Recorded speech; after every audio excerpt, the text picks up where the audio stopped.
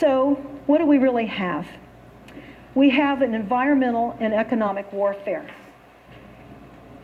That's what we really have, because these plans are crazy. The engineered weather is something that many of you may not be aware of, but you need to look into.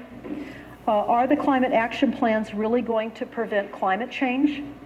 I will tell you that there's over 31,000 American scientists and physicists and doctors that say that it will not impact climate change. There are thousands of scientists globally, including Russia, that says we could reduce our greenhouse gas emissions 100% and it would not change the weather. Would not change the weather. So this is a corporate takedown. This is a coup d'etat in all of our cities in the country. They're rewriting a new business model called a green economy, and the new employees for the green economy are those that are going to implement the requirements of the new green economy. The tracking, monitoring, surveillance, retrofitting. In fact, in the brochure that I showed you earlier about the opportunity to get home loans, it says the benefit of all of this is going to increase jobs in Santa Rosa. So I want to say that this has been science. This is all consensus science. This is, again, the Delphi corporate technique for science. We've all been Delphi'd through the RAND Corporation. And in that black box, I've gotten several things written down, and I thought this was very important. World War III will be a guerrilla information war with no division between military and civilian participation. Also, the nation which first learns to plot the paths of air masses accurately and learns to control the time and place of precipitation will dominate the globe. This was told us in 1940 by General George Kinney, commander of the U.S. Strategic Air Command. Also, the U.S. Air Force announced in 1996 that they would own the weather by the year 2025. They own the weather now. Weather modification is a large, deliberate scale and manipulation of the Earth's climate. And this is said to us in the Harvard Kennedy School website, the Belfer Center for Science and Engineers. In fact, I have a poster that we took off the Harvard Kennedy website that talks about geoengineering. And again, more information about what is happening with the geoengineering and the weather manipulation. For those of you that are just hearing about it for the first time, I encourage you to keep your minds open. Don't leave like I did when I was told some things. It took me months to come back to that topic. I wished I hadn't lost that much time, but I didn't believe. And again, this is the global warming petition that was signed by over 31,000 scientists to let us all know that all of the global warming ideas are false consensus science, the RAND Corporation. How many scientists signed that? 31,487 American scientists signed the petition. How does this have any relevance whatsoever, considering the fact that our weather is completely controlled? Well, could we hold that on? You mentioned in one of your last talks that petroleum wasn't what we thought it was, that it wasn't a fossil fuel, that it didn't come from fossil animals. Yeah. Is it just a mineral? Is it a mineral like any other mineral? Is that how it, what would you say? What's the origin of You see, petroleum? when they first found petroleum, because they were beginning to make motors and needed on axles or wheels on railroad trains and all that sort of thing, and remember, trains started in the beginning of the 19th century, then oil went from just a lubricant to a fuel, and it made it valuable.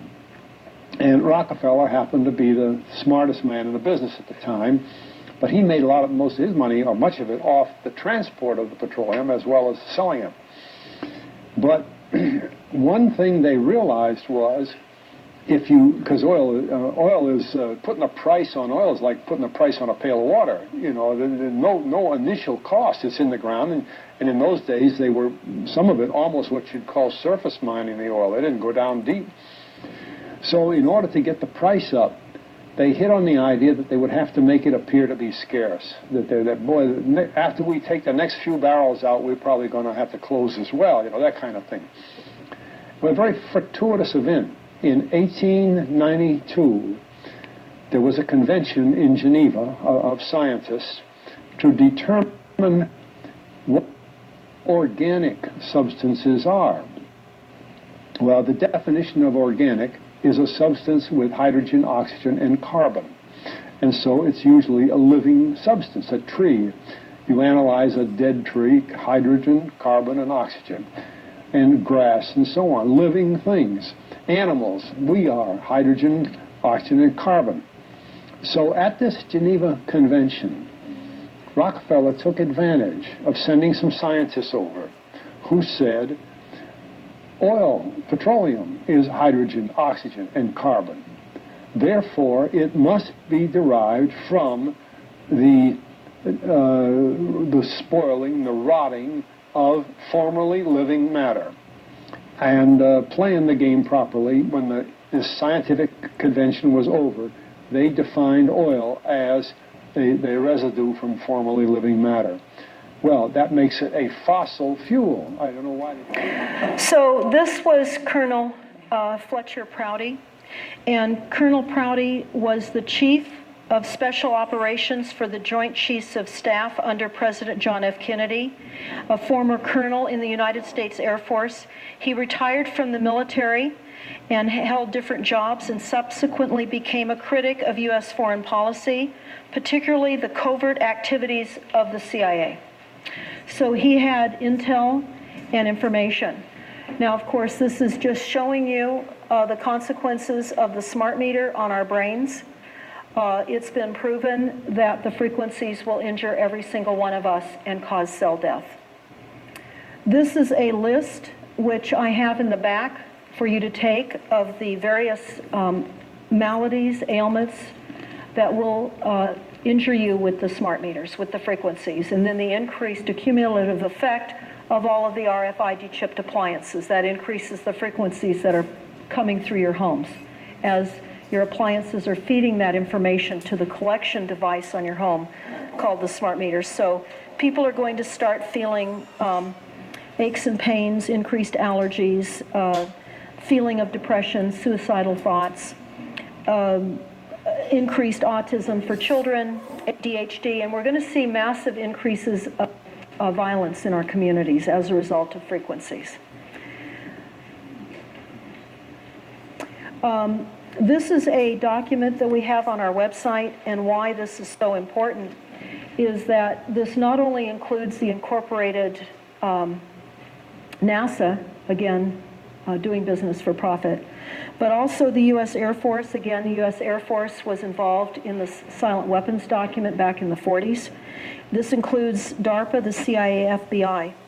And on page 50, it says that they all recognize the low effects of microwave frequencies, that it will cause brain disruption, it will cause seizures, and it will increase brain blood flow and cause death. This pretty well speaks for itself. You never change things by fighting the existing reality. You change something by building a new world that makes the existing model obsolete. And this is what I struggled with for a long time, with coming up with solutions. And I can tell you that we've worked with a group nationwide, from all the way from Iowa and Ohio to Nevada. And we've come up with a solution that I actually have copies on the front desk to fend off the energy audits that are coming to your front door. None of you signed any of these corporate contracts. You did not receive money, and your signatures are not on these corporate contracts. They're doing business. You're not. You don't need to consent, and you must not. That is our single most important, powerful statement we can make. Now, the beauty of this questionnaire, and it's to be presented to anyone that comes to your property to do an energy audit, is that it's not confrontational. You just hand them this 2-page questionnaire and ask them to fill it out. And basically what you're asking them is to show you the corporate contract that you signed, that you agreed to. Now, this is just sticks in the spokes of a monster. We have to do every single thing we can, and this is a start. We also have another questionnaire on smart meters, and this is just really hot off the press. So it will be on our website, but you can also find it on People for Safe Technologies on their website. It's the same idea, that the corporations have no power to implement their corporate statutes on your lives. Now, this is just a short list of what we would recommend as movies and reading material.